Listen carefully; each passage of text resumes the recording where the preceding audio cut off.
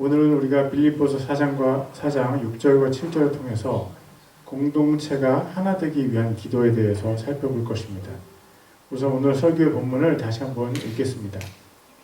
아무것도 염려하지 말고 오직 모든 일에 기도와 간구로 너희가 요청할 것을 감사와 더불어 하나님께 알리라. 그리하면 모든 이해를 뛰어넘는 하나님의 평강이 그리스도 예수님을 통해 너희 마음과 생각을 지키시리라.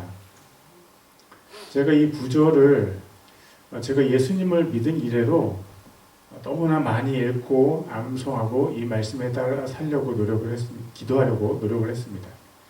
그래서 오늘부터 몇 주간 저희가 기도에 대해서 설교를 할 건데, 작년 말에 설교 일정을 계획할 때 기도에 대해서 배워보기 위해서 이 구절을 기도에 대해서 배우는 주간 중에 제일 첫 주에 배정을 했습니다.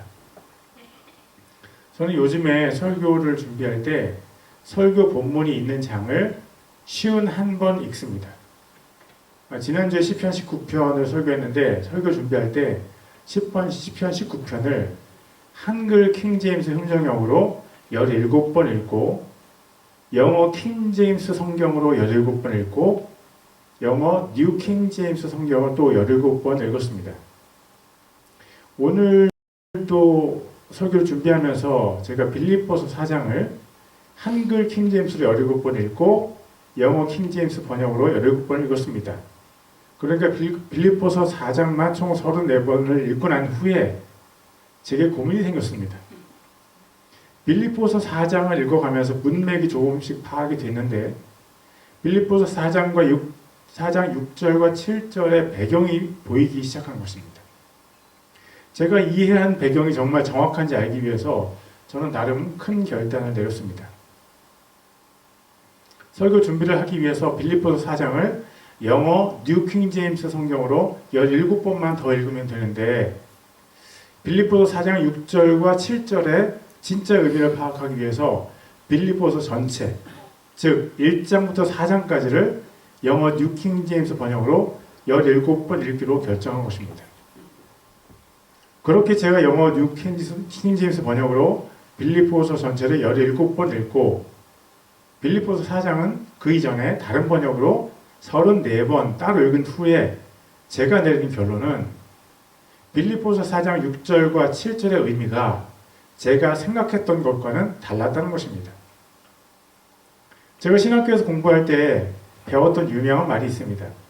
그것은 문맥이 왕이라는 것입니다. 문맥이 왕이라는 말은 성경을 이해할 때 한 단어나 문장을 제대로 이해하기 위해서는 그 단어나 문장의 앞 뒤에 있는 문장과의 연장선상에서 이해해야 한다는 것입니다. 예를 들어서 마태복음 7장과 누가복음 11장에 구하라, 찾으라, 두드리라 하는 말씀이 있습니다. 우리는 이 말씀을 근거로 우리가 열심히 하나님께 기도해야 한다고 생각합니다. 그러나 구하고 찾고 두드리는 목적을 이해할 때 이 구절의 진정한 의미를 알 수 있습니다. 그것은 누가복음 11장 13절에 나옵니다. 그런즉 너희가 악할지라도 너희 자녀들에게 좋은 선물들을 줄 알거든 하물며 하늘에 계신 너희 아버지께서 자기에게 구하는 자들에게 성령을 얼마나 더 많이 주시겠느냐 하시니라. 우리는 성령님을 구하고 성령님을 찾고 성령님을 달라고 하늘의 문을 두드려야 합니다. 오늘 우리가 오늘의 본문도 잘못 이해하기가 너무 쉽습니다. 특별히 빌립보서에서 이 두 구절만 따로 떼어놓고 적어놓으면 어느 누구도 이 두 구절의 진정한 의미를 알기가 너무 어렵습니다. 사실 기도에 관한 이 두 구절은 빌립보 교회에서 발생한 한 가지 특별한 상황이 배경이 되어서 바울이 쓰게 된 것입니다. 그 특별한 배경은 빌립보서 4장 2절에 나와 있습니다. 내가 유오디아에게 간청하며 순두개에게 간청하노니 이것은 그들이 주 안에서 같은 생각을 품게 하려 함이라. I'll read it one more time. 제가 한 번 더 읽겠습니다. 내가 유오디아에게 간청하며 순두개에게 간청하노니 이것은 그들이 주 안에서 같은 생각을 품게 하려 합니다. 빌립보 지방에 있는 교회에 두 여성 성도가 있는데 무슨 이유인지 모르지만 두 사람이 서로를 향해 화가 나 있습니다. 제가 빌립보서 전체를 17번 읽으면서 확신하게 된 것은 두 여성의 불화가 바울이 빌립보 교회에 편지를 보내게 된 가장 중요한 이유라는 것입니다. 만약 두 여성들이 교회에서 중요한 사람들이 아니라면 바울이 이렇게까지 두 사람을 하나 되게 하려고 노력하지 않았을지도 모르겠습니다. 그러나 바울이 이 두 사람의 하나됨을 염두에 두고 빌립보서 전체를 적을 정도라면 이 두 사람은 모두 하나님을 엄청나게 사랑하고 예수님의 복음을 위해서 열심히 수고하는 사람들임에 틀림이 없습니다. 만약 한 교회에서 이렇게 중요한 존재감을 가지고 있는 사람들이 불화할 경우에 작게는 두 사람이 교회를 떠나거나 크게는 교회가 나눠지거나 또는 교회 자체가 없어질 위기에 처할 수도 있습니다. 빌립보 교회가 처한 큰 위기에 대한 이야기를 듣고 로마 감옥에 있는 바울은 차가운 돌바닥에서 이 편지를 적고 있는 것입니다. 빌립보 교회가 분열될 위기에 성령 하나님께서 교회를 위해서 근심하시며 바울을 감동하셔서 편지를 적게 하신 것입니다. 사랑하는 성도 여러분, 교회가 성장하기 위해서 어떤 요인들이 필요합니까? 여러 가지가 있지만 교회가 성장하기 위해서 꼭 필요한 것들 중에 교회가 하나님의 사랑 안에서 하나가 되는 것이 우선되어야 합니다. 하나님의 사랑으로 서로를 용납할 수 없는 교회가 어떻게 믿지 않는 사람들을 교회로 끌어들여서 예수님께로 인도할 수 있겠습니까? 하나님께서 교회를 얼마나 사랑하시고 예수님께서 자신의 죽음으로 교회를 사랑하셨는지 교회가 똑바로 알고 체험해야 합니다. 교회가 하나님의 사랑으로 하나가 되지 않는다면 그런 교회는 성장하면 안 됩니다. 그런 교회가 성장하면 이상한 사교 집단으로 변질이 되든지 아니면 교회가 반드시 깨어지게 되어 있습니다. 교회가 하나님의 사랑으로 하나 되기를 위해서 기도하고 열심히 서로를 권면하여 세워가는 우리가 됩시다. 많은 교회가 아니 어쩌면 모든 교회가 성도들 간의 불화를 경험합니다. 그것은 비단 교회만의 문제는 아닐 것입니다. 모든 가정도 남편과 아내 사이에 크고 작은 다툼이 있기 때문입니다. 그것은 두 사람이 서로 다른 부분이 있기 때문에 발생하는 문제입니다. 서로 사랑해서 결혼을 하게 된 두 사람도 어떤 경우에는 무섭도록 맹렬하게 싸우는데 서로 사랑해서 모인 사람들이 아닌 교회의 공동체 안에서 다툼이 생기는 것은 어떻게 보면 너무 당연한 일입니다. 어느 교회를 막론하고 성도 간의 다툼이 없는 교회는 하나도 없습니다. 그러므로 오늘의 본문은 모든 교회가 배워야 할 기도입니다. 빌립보서 4장 6절과 7절입니다. 아무것도 염려하지 말고 오직 모든 일에 기도와 간구로 너희가 요청할 것을 감사와 더불어 하나님께 알리라. 그리하면 모든 이해를 뛰어넘는 하나님의 평강이 그리스도 예수님을 통해 너희 마음과 생각을 지키시리라. 제가 이 본문을 여러분들과 생각해 보는데 오늘은 특별히 빌립보서 4장 6절과 7절 중에서 6절에 집중해서 하나님의 은혜를 나눠보고자 합니다. 빌립보서 4장 7절은 나중에 기회가 있으면 다시 공부하겠습니다. 그럼에도 불구하고 4장 7절을 오늘 본문에 포함시킨 것은 일반적으로 교회에서 성경을 공부할 때 7절이 6절과 함께 한 몸처럼 다뤄지기 때문입니다. 이제 우리 함께 6절을 공부해 보겠습니다. 첫 번째, 아무것도 염려하지 말라. 교회 안에 있는 두 사람의 갈등이 커져서 교회 모든 사람이 알게 되었고 그 소식이 저 멀리 로마 감옥에 갇혀있는 바울에게도 전해졌습니다.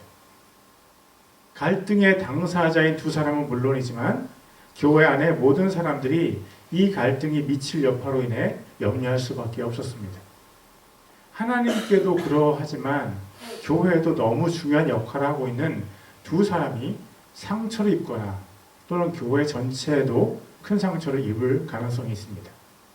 그래서 빌립보 교회 사람들 전체가 두 사람의 갈등으로 인해 염려하고 있었습니다.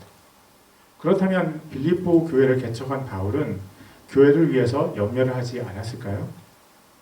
바울은 염려하지 않았습니다.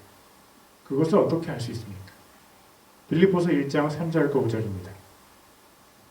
내가 너희를 기억할 때마다 나의 하나님께 감사를 드리고 너희 모두를 위해 기도할 때마다 항상 기뻐하며 간구함은 첫날부터 지금까지 너희가 복음 안에서 교제하였기 때문이라.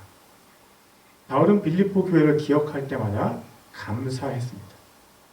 그는 염려하지 않았습니다. 그 첫 번째 이유는 빌립보 교회가 처음에 바울이 교회를 개척할 때부터 지금까지 복음 안에서 교제했기 때문입니다. 빌립보 교회는 개인적인 친분을 위해서 모이는 사교 공동체가 아니었고 개인의 사업에 도움을 얻기 위해 모이는 경제 공동체도 아니었습니다.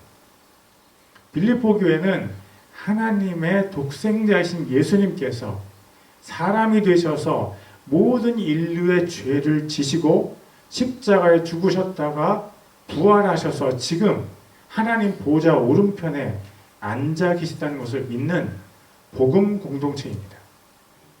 빌립보 교회는 예수님과 약혼한 예수님의 신부 공동체이고 다시 오실 예수님을 기다리며 자신을 더 정결하게 하는 성결 공동체입니다. 빌립보 교회는 더 많은 사람들을 지옥에서 구해내기 위해서 예수님의 복음을 열심히 전하는 선교 공동체입니다.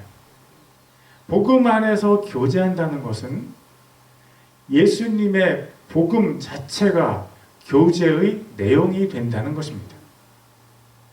예수님의 복음 자체가 교제의 내용이 된 공동체는 걱정할 것이 없습니다. 모일 때마다 예수님의 복음을 가지고 서로 교제하는 빌립보에 있는 공동체는 바울에게 언제나 기쁨이 되었고 감사가 되었습니다. 빌립보 교회에 분쟁의 소식이 있어도 바울이 염려하지 않은 두 번째 이유는 빌립보서 1장 6절에 적혀 있습니다. 너희 안에 선한 일을 시작하신 분께서 예수 그리스도의 날까지 그 일을 이루실 것 바로 그것을 확신하노라. 바울은 하나님께서 빌립보 교회를 책임지시고 계시다는 것을 확신했기 때문에 염려하지 않았습니다. 빌립보 교회는 바울이 시작한 것이 아니었습니다. 물론 바울이 빌립보 교회 시작을 위해서 수고하고 헌신하는 것은 맞지만 교회를 시작하신 분은 바울이 아니라 하나님이셨습니다. 교회는 인간의 뜻으로 시작될 수 없고 오직 하나님께서 작정하신 곳에서 시작될 수 있습니다. 누가 에벨린 세계 침례교회를 시작하셨습니까? 신홍식 선교사님께서 수고하셨지만 신홍식 선교사님을 성령님으로 감동하셔서 교회를 시작하신 분은 하나님이십니다. 누가 이 교회를 교회답게 교육시켰습니까? 이명교 목사님께서 30년간 쉽지 않은 사역을 하느라고 고생하셨지만 이명교 목사님을 감동하셔서 우리 교회를 이렇게까지 성숙시키신 분은 바로 하나님이십니다. 여러분, 이 교회가 작지만 하나님께서 시작하셨고 하나님께서 이 교회를 향한 계획이 있으심을 믿으시길 바랍니다. 하나님께서는 예수 그리스도의 날, 즉 종말이 올 때까지 이 교회를 통해서 하나님의 뜻을 이루어 가심을 믿으시기를 바랍니다. 하나님께서 어떤 지혜를 가지고 계신지 우리는 전혀 헤아릴 수가 없다는 그 사실을 아는 사람은 이 교회를 향한 하나님의 생각과 계획을 절대 알 수 없습니다. 그러나 우리가 알 수 있는 것은 하나님께서 이 교회를 통해서 선한 일을 시작하셨기 때문에 이 교회를 통해서 그 선한 일을 이루실 것이라는 것입니다. 여러분, 이 교회에 연세가 많은 분들로 가득 찼다는 사실로 인해서 염려하지 마십시오. 하나님은 돌들로도 하나님을 찬양하게 만드실 수 있습니다. 우리도 본질로 보면 흙에 불과합니다. 하나님께서 원하시면 갑자기 젊은 사람들을, 어린아이들을 우리 교회에 가득 채워주실지 누가 알겠습니까? 그러므로 저는 우리 교회의 미래를 걱정하지 않습니다. 저는 이 교회 안에서 하나님께서 일하시는 것을 보고 있고 하나님께서 앞으로 하실 일이 너무 기대가 됩니다. 여러분은 하나님을 기대하십시오. 하나님께서 우리 교회를 통해서 위대하고 선하신 일을 반드시 이루실 것입니다. 바울도 빌립보 교회를 시작하신 하나님께서 그 교회를 통해서 선하신 일을 하실 것을 믿었고 그 선하신 일이 종말 때까지 이를 것도 믿었습니다. 교회 분쟁이 있을 때 현실을 바라보고 힘들어하는 사람들을 바라보면 우리 자신도 염려에 휩싸일 수 있습니다. 그러나 교회 안에 분쟁이 있어도 교회를 시작하신 하나님께서 변함없이 교회를 통해서 선하신 일을 하신다는 것을 믿고 하나님만 바라보는 사람들은 염려하지 않습니다. 염려하지 말고 라는 동사는 명령형으로 쓰여 있습니다. 염려하는 사람은 겉으로 보면 제가 빠뜨렸네요. 명령으로 쓰여 있습니다. 염려하지 마십시오. 염려하다라는 말의 반대말은요, 믿는다입니다. 염려하는 사람은 겉으로 보면 교회가 분쟁에 빠지지 않도록 마음을 쓰는 것처럼 보이지만 사실은 교회의 주인이신 하나님께 대한 믿음이 없는 사람입니다. 염려하는 사람은 그 마음에 하나님이 없습니다. 우리가 우리 마음에 왕좌를 하나씩 가지고 있습니다. 우리는 우리 마음에 있는 왕좌에 하나님을 앉혀드리고 우리가 모든 일을 하나님께서 주관하시도록 하나님께 순종할 수 있습니다. 그런 사람에게는 염려가 없습니다. 그러나 어떤 사람은 마음의 왕좌에 하나님 대신 염려가 앉아 있습니다. 겉은 크리스천인데 그 사람의 마음의 왕좌에 염려가 앉아 있으면 그 사람은 그 염려에게 순종해서 염려가 시키는 일을 하고 그래서 무척 바쁩니다. 그렇지만 염려가 그 사람의 왕이기 때문에 그 사람의 마음에는 평안이 없고 그저 계속 바쁘기 때문에 몸이 힘들고 마음이 힘들고 그 사람 입에서 불평이 끊임없이 터져나옵니다. 여러분, 염려가 여러분의 마음의 왕좌를 차지하려고 할 때 염려를 향해서 멈춰! 라고 외치십시오. 염려를 통해서 우리 마음을 사로잡으려는 악한 영들의 공격이 느껴질 때 악한 영을 향해서 외치십시오. 염려를 통해서 내 마음을 사로잡으려는 너 악한 영은 예수 그리스도의 이름으로 명하노니 떠나가라. 어떤 사람은 그 사람 안에 말씀이 너무 없기 때문에 하나님을 신뢰할 수가 없습니다. 로마서 10장 17절입니다. 그런즉 이와 같이 믿음은 들음에서 오며 들음은 하나님의 말씀에서 오느니라. 하나님의 말씀이 우리 안에 믿음이 생기게 하는데 하나님의 말씀이 없어서 속이 텅텅 빈 사람들은 하나님을 믿고 싶어도 믿을 수가 없습니다. 여러분 안에 하나님 향한 믿음을 갖고 싶은 분이 있습니까? 하나님의 말씀으로 여러분의 속을 채우십시오. 음식을 충분히 먹어야 힘이 나듯이 하나님의 말씀도 우리 속에 충분히 많이 채우면 기적을 경험할 수 있습니다. 하나님의 말씀을 매일 충분하게 섭취하면 마음의 요동함이 없어지고 하나님께 대한 믿음이 쑥쑥 자라납니다. 교회 안에 분쟁이 있을 때 염려하지 않으려면 선한 일을 시작하신 하나님을 믿으십시오. 하나님을 신뢰함으로 염려하지 마십시오. 두 번째, 오직 모든 일에 기도와 간구로. 기도하는 사람은 자신의 힘을 의지하지 않고 하나님의 전능하심을 의지하는 사람입니다. 문제가 생겼을 때 교회 안에 두 부류의 사람들이 있습니다. 한 부류는 그 문제를 인간적인 방법으로 해결하려는 사람이고, 또 다른 부류는 그 문제를 들고 하나님께 나아가는 사람입니다. 아시리아 왕 사나립이 유다를 공격하면서 하나님을 모욕하는 편지를 히스기야 왕에게 보냈을 때 히스기야 왕은 그 편지를 가지고 하나님 앞에 기도했습니다. 열로 왕기하 19장 19절입니다. 그런즉 오 주 우리 하나님이여, 이제 간청하건대 이제 우리를 그의 손에서 구원하옵소서.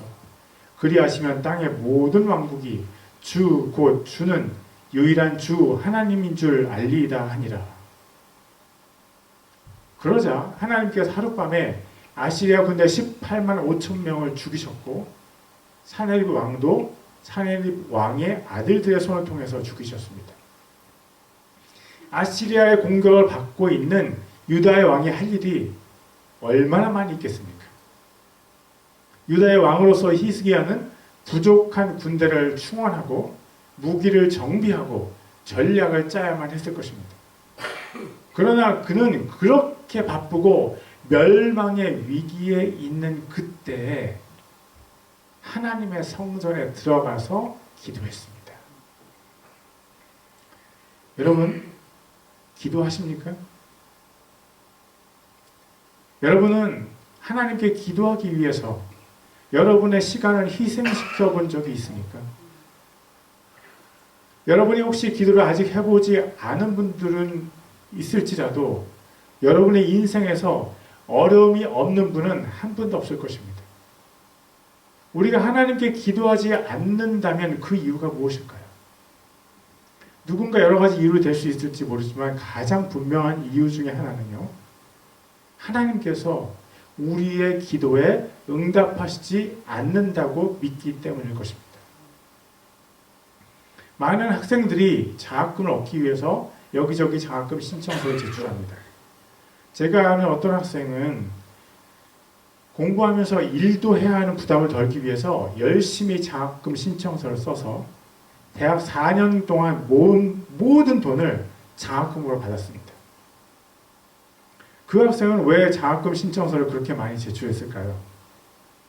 그 학생이 장학금 신청서를 그렇게 많이 제출한 이유에는 장학금을 받을 수 있다는 믿음이 있었기 때문입니다.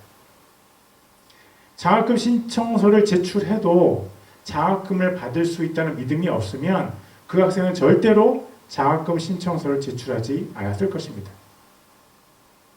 기도를 해도 하나님께서 기도에 응답하신다는 믿음이 없는 사람은 절대 기도하지 않습니다.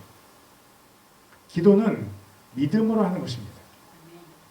기도는 사랑으로 또 사랑으로 하는 것입니다. 기도는 우리와 하나님 사이에 깊은 사랑의 관계에 의지할 때 진정한 능력이 나옵니다. 믿음과 소망과 사랑 중에 제일은 사랑입니다. 하나님을 믿음으로 하는 기도보다 더 능력 있는 기도는 하나님과의 사랑의 관계를 발전시켜가면서 하는 기도입니다. 그래서 기도할 때 우리는 모든 일을 하나님께 기도합니다. 데살로니가전서 5장 17절입니다. 쉬지 말고 기도하라. 어머니와의 사랑의 관계가 잘 형성된 딸은 결혼을 해도 수시로 어머니와 전화를 합니다. 하나님과의 사랑의 관계가 잘 형성된 사람은 때를 가리지 않고 하나님께 기도합니다. 그것이 바로 하나님께서 원하시는 기도입니다. 오늘의 본문에도 모든 일에 기도하라고 권면하고 있습니다. 하나님과 깊이 사랑하는 사람은 모든 일을 하나님께 물어보고 나눕니다. 그런 사랑의 관계가 하나님과 형성된 사람에게 교회 내 분쟁과 같이 중요한 일로 기도하는 것은 너무나 당연한 일입니다. 하나님을 사랑하는 여러분들, 하나님께 여러분들의 모든 것을 물어보고 나누십시오. 그리고 정말 우리에게 간절한 소망이 있다면 그것을 하나님께 간구하십시오. 하나님께서는 창조주이시고 심판주이시고 우리를 만드신 분이십니다. 그 하나님께서 우리가 간구할 때 우리의 기도를 듣지 않으실 이유가 하나도 없습니다. 특별히 하나님께서 예수님의 피로 세우신 교회를 분열하게 하는 다툼을 해결해달라는 기도에 응답하지 않으실 이유가 전혀 없습니다. 그런데 기도하라는 바울의 권면 앞에 한 단어가 있습니다. 그것은 오직입니다. 기도만 하라는 것입니다. 기도하지 않는 사람들이 자기가 마음에 들지 않는 사람이 있을 때 많이 사용하는 방법이 뒷담화입니다. 뒷담화. 교회 안에서 두 사람이 서로를 마음에 들어하지 않고 두 사람 모두가 다 미성숙하면 두 사람 모두 또 다른 사람들을 만나서 상대방에 대한 뒷담화를 합니다. 문제는 그들의 이야기를 들어주는 사람들도 미성숙할 때 일어납니다. 그들의 말을 들어주는 사람들이 성숙하면 들어주는 사람들이 그 이야기를 듣고 입을 꼭 닫고 상처받은 그 사람들을 위해서 기도할 것입니다. 그런데 그들의 말을 들어주는 사람들도 미성숙하면 미성숙한 사람들의 대화를 통해서 또 다른 한 사람의 인격이 난도질을 당합니다. 여러분, 뒷담화로 개인 사이의 분쟁이 해결됩니까? 여러분, 혀를 조심하십시오. 야고보서 1장 26절입니다. 너희 가운데 어떤 사람이 신앙심이 있어 보이되 자기 혀를 제어하지 아니하고 자기 마음을 속이면 이 사람의 신앙심은 헛것이니라. 자기 혀를 제어하지 않는 사람은 신앙심이 없는 사람이라고 예수님의 친동생인 야고보 사도가 확언했습니다. 야고보서 3장 6절입니다. 혀는 불이요 불법의 세계니라. 이와 같이 혀는 우리의 지체들 가운데 하나로 온 몸을 더럽히고 본성의 행로에 불을 붙이며 자기도 지옥불 위에 놓여 있느니라. 자기 혀를 제어하지 않는 사람들은 자기 말로 자기의 온 몸을 더럽히고 지옥에 간다고 야고보 사도는 말했습니다. 우리 각자에게 화염 방사기가 하나씩 있는데 그 화염 방사기가 바로 우리 입속에 있는 혀입니다. 우리 각자 부부싸움을 하는 부부도 화가 났을 때 말을 통해서 서로에게 불을 발사합니다.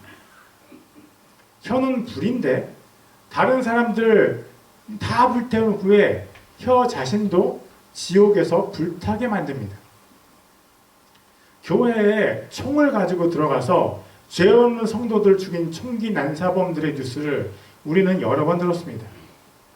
그리고 우리는 혀라는 화염 방사기를 교회 안에서 사용해서 여러 사람들을 불태워버리는 어리석은 사람들을 수도 없이 보아왔습니다. 혀로 다른 사람들을 불태우고 혀로 교회를 불태우고 혀로 나라를 불태우는 사람들이 하나님 앞에서 회개할 때 자신이 지은 그 죄 때문에 얼마나 슬퍼하고 안타까워하겠습니까? 여러분, 나중에 하나님 앞에서 후회할 일을 하지 마십시오. 혀로 다른 사람들을 불태우는 사람들을 하나님께서 기뻐하지 않으십니다. 세 번째, 너희가 요청할 것을 감사와 더불어 하나님께 알리라. 감사는 하나님의 하나님 되심을 인정하는 우리의 반응입니다. 하나님께서 하시는 일이 완벽하고 흠이 없음을 믿는 신앙의 고백이 바로 감사입니다. 하나님께서 이미 이루시는 일에 대해서 감사하는 것은 너무나 당연한 것입니다. 예수 그리스도께서 우리의 죄를 대신해서 십자가에 죽으심으로 우리의 죄값을 지불하신 것에 대한 감사는 영원히 하나님께 드려져야 마땅한 것입니다. 하나님께서 우리 자신을 창조하시고 우리의 코에 하나님의 숨을 불어넣어 주셔서 우리가 영적으로 살아나게 하신 것 또한 우리가 날마다 거울을 볼 때마다 감사해야 하는 제목입니다. 우리에게 하나님께서 우리를 지키는 천사를 보내주시고 우리가 가는 모든 길에서 우리를 지도해 주시는 것도 감사해야 합니다. 무엇보다 감사해야 하는 것은 하나님께서 우리를 사랑해 주신 것입니다. 그중 가장 큰 사랑은 물론 하나님의 아들 예수님을 우리들 십자가에 내어주신 것입니다. 그러나 그것 외에도 하나님께서 우리에게 베풀어 주신 사랑이 너무 놀랍습니다. 어제 하나님께서 에벨린에 주신 비를 보면서 땅속 깊이 스며들어가는 빗물을 생각하면서 너무나 감사했습니다. 아침마다 새로운 날을 주시고 새로운 생명을 주시고 우리 주위에 좋은 사람들을 주신 것이 너무나 감사합니다. 우리 교회를 주신 하나님께 큰 감사를 올려드립니다. 그러나 진정한 감사는 하나님께서 이미 이루신 것뿐만 아니라 앞으로 이루실 것도 믿음으로 감사하는 것입니다. 하나님께서 신실하시기 때문에 하나님께서 성경을 통해 우리에게 주신 약속을 반드시 지키시기 때문에 우리가 비록 하나님의 이루심을 지금 당장 확인하지 못할지라도 하나님께서 약속하신 것을 우리에게 주신다는 것을 믿음으로 하나님께 감사로 올려드릴 수 있는 것입니다. 요한일서 5장 14절과 15절입니다. 그분 안에서 우리가 가질 확신은 이것이니 곧 우리가 그분의 뜻대로 무엇이든 구하면 그분께서 우리 말을 들으신다는 것이라. 우리가 무엇을 구하든지 그분께서 우리 말을 들으시는 줄 우리가 안즉 또한 우리가 그분께 구하여 청하는 것들을 얻은 줄을 우리가 아느니라. 우리가 아직 받지 못한 것에 대해서 하나님께 감사를 올려드릴 수 있는 이유는 하나님께서 하나님의 뜻대로 하는 기도는 100% 완벽하게 응답하시기 때문입니다. 우리가 원수를 사랑하게 해달라고 진심으로 정말 간절하게 기도하면 하나님께서 우리의 마음을 바꿔주십니다. 우리가 세상의 어떤 것보다 하나님을 가장 사랑하게 해달라고 기도하면 하나님께서 우리의 마음을 바꿔서 우리가 하나님을 정말 완벽하게 온전한 헌신으로 사랑하게 해주십니다. 만약 우리가 죽어가는 영혼이 예수님을 만나게 해달라고 정말 간절히 사랑으로 기도하면 하나님께서는 우리의 기도에 완벽하게 응답하십니다. 그렇다면 만약 우리가 교회 안에서 일어나는 다툼을 해결해달라고 기도하면 하나님께서 우리의 기도에 응답하실까요? 당연하죠. 하나님께 그런 일은 결코 어려운 일이 아닙니다. 교회는 진리의 기둥과 터입니다. 교회는 예수님의 피로 세워졌습니다. 교회는 하나님께서 사랑하시는 사람을 구원하는 공동체입니다. 구원의 방주이신 예수님을 증거하는 곳이 교회입니다. 교회가 분열하는 것은 하나님을 향한 사탄의 공격이고 예수님의 죽으심과 부활을 증거하지 못하게 하는 악한 시도입니다. 교회를 공격하는 데 참여한 악한 영웅들이나 또 어떤 사람이라도 하나님의 엄중한 심판을 면하지 못할 것입니다. 하나님께서 교회를 얼마나 사랑하시는지 우리는 잘 알지 못하는 경우가 많이 있습니다. 하나님께서 예수님을 십자가에 죽이신 이유는 이 땅에 교회를 세우셔서 예수님의 신부로 부르시기 위해서입니다. 이 땅에 건물로 있는 교회는 예수님의 신부들을 준비시키는 기관이고 살아있는 공동체입니다. 그 교회 안에 일어나는 다툼을 해결해달라는 기도에 하나님께서 응답하지 않으실 수 없습니다. 하나님께서는 불꽃 같은 무서운 눈으로 우리를 쳐다보시며 교회를 부정케 하려는 모든 시도를 잠잠하게 하실 것입니다. 여러분, 하나님 앞에 잠잠하십시오. 하나님께서 움직이시며 이 세상의 어떤 용사라도 탄식과 함께 통곡을 하고 말 것입니다. 교회 안에서 일어나는 분쟁을 해결하시는 하나님의 손길은 무자비함과 사랑을 같이 갖고 있습니다. 하나님을 두려워하십시오. 하나님께서 움직이시기 전에 회개할 일이 있는 사람들은 빨리 회개하십시오. 하나님 앞에서는 누구도 자신의 의로움을 주장할 수 없고 하나님 앞에 서자마자 자신의 모든 악함이 그대로 드러나서 영원한 부끄러움에 처하게 될 것입니다. 교회를 분열하게 하려는 악한 영들의 도구가 절대 되지 마십시오. 그리고 여러분들이 분명히 알 것은 하나님의 크신 사랑이 모든 분쟁을 덮으신다는 것입니다. 하나님의 두려우심을 알고 겸손히 주님 앞에 회개하며 원수도 사랑하라는 주님의 말씀에 순종하는 사람은 하나님의 크신 은혜를 맛볼 것입니다. 여러분, 하나님께서 교회 내의 다툼을 해결해 달라는 우리의 기도를 반드시 들으십니다. 교회는 우리가 지키는 것이 아닙니다. 교회는 하나님께서 친히 깨끗하게 하시고 하나님께서 친히 가르치시고 다스리십니다. 하나님께서 일하실 때는 누구나 그 일이 하나님께서 하신 일이라는 것을 인정할 수밖에 없습니다. 하나님은 살아계십니다. 하나님께서 살아계시다는 것을 아는 여러분들이요, 절대 교회 안에서 다툼을 만들지 말고 만일 자기 안에 다툼의 욕구가 일어나면 하나님께서 일하시기 전에 얼른 회개하십시오. 저는 하나님의 진노가 너무나 무섭습니다. 우리는 지금 공동체에 개인적인 분쟁이 있을 때 공동체가 하나됨을 유지하기 위해서 하는 기도를 배우고 있습니다. 이 개인적인 분쟁은 개인 간의 사소한 성격 차이, 관점의 차이 같은 것들을 말합니다. 만약 개인적인 분쟁이라 할지라도 그것이 하나님을 사랑하는 것이나 이웃을 사랑하는 것에 반하는 큰 문제일 때는 그것을 교회의 회의에 상정해서 문제가 있는 사람을 치리해야만 합니다. 예를 들어서 어떤 사람이 다른 사람을 부추겨서 우상을 섬기게 한다든지 또는 다른 성도에 대한 거짓말을 퍼뜨린다든지 또는 어떤 사람을 살인하자는 등의 큰 문제일 때는 반드시 그 사람을 교회에서 내쫓아야 합니다. 그것이 교회를 하나님을 섬기는 데 있어서 하나 되게 하는 것입니다. 그러나 그런 문제가 아니라 개인적인 성격 차이, 관점의 차이로 인한 작은 문제일 때는 서로가 서로를 용납하고 자신의 이해심과 포용하는 힘이 부족함을 개인 스스로가 인정해야 합니다. 하나님께서 우리 같은 사람을 용납하시고 우리의 엄청난 교만과 여러 가지 문제를 용서해 주셨다면 우리도 다른 사람을 용납해 주는 것이 교회의 당연히 할 바입니다.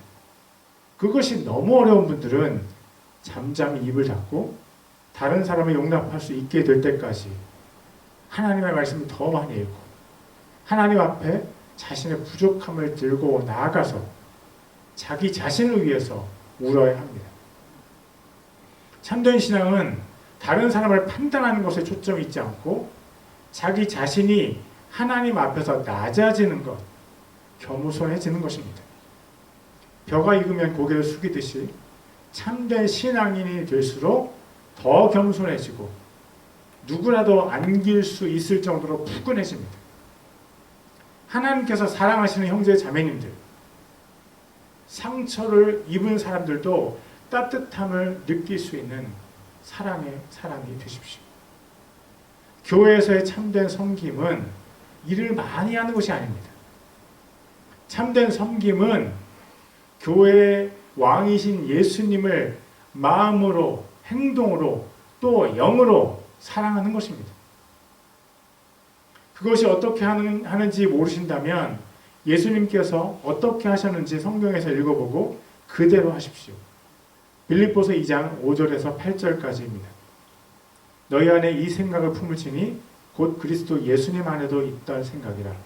그분은 하나님의 형체로 계심으로 하나님과 동등함을 강탈로 여기지 아니하셨으나 스스로 무명한 자가 되사 자기 위에 종의 형체를 취하시고 사람의 모습이 되셨으며 사람의 모양으로 나타나사 자기를 낮추시고 죽기까지 순종하셨으니 곧 십자가의 죽음이라. 예수님께서는 하나님 아버지와 같은 하나님이심에도 불구하고 피조물인 인간의 모습을 입으셨습니다. 예수님은 하나님 되심을 부인하시고 인간으로 낮아지셨습니다. 그만큼만 낮아지셔도 천지가 개벽할 만큼 많이 낮아지신 것인데 예수님은 계속 더 낮아지셨습니다. 인간 중에서 가장 악한 사람이 받는 벌인 십자가형을 받으셔서 그 위에서 죽으셨습니다. 인간이 되신 예수님은 인간 중에서도 가장 낮아지셨습니다. 그래서 예수님을 정말 사랑하는 사람들은 자신의 당연한 권리를 포기하고 낮아지기 위해서 애를 씁니다. 예수님께서 어떤 사람을 좋아하시겠습니까? 물론 예수님께서는 누구나 모두 다 똑같이 사랑하십니다. 그러나 만약 어떤 사람이 예수님께서 가신 십자가의 길을 따라서 자기 십자가를 지고 간다면 예수님께서 얼마나 기뻐하시겠습니까? 어떤 사람이 자신의 당연한 권리를 내려놓고 낮아져서 섬긴다면 예수님께서 얼마나 그 사람을 기뻐하시겠습니까? 기도는 하나님의 섭리를 우리의 삶의 현장으로 이끌어드리는 요술방망이입니다. 교회가 크고 작은 분쟁으로 몸살을 앓을 때 기도만큼 놀라운 해결의 방법이 없습니다. 기도를 사용해서 교회의 하나됨을 견고하게 지켜서 하나님의 크신 축복이 우리 교회에 임하시는 것을 눈으로 목격하는 우리가 됩시다. 오늘 설교의 본문을 다시 한번 읽고 설교를 마치겠습니다. 빌립보서 4장 6절과 7절입니다. 아무것도 염려하지 말고 오직 모든 일에 기도와 간구로 너희가 요청할 것을 감사와 더불어 하나님께 알리라. 그리하면 모든 이해를 뛰어넘는 하나님의 평강이 그리스도 예수님을 통해 너희 마음과 생각을 지키시리라. 기도하시겠습니다. Let's pray.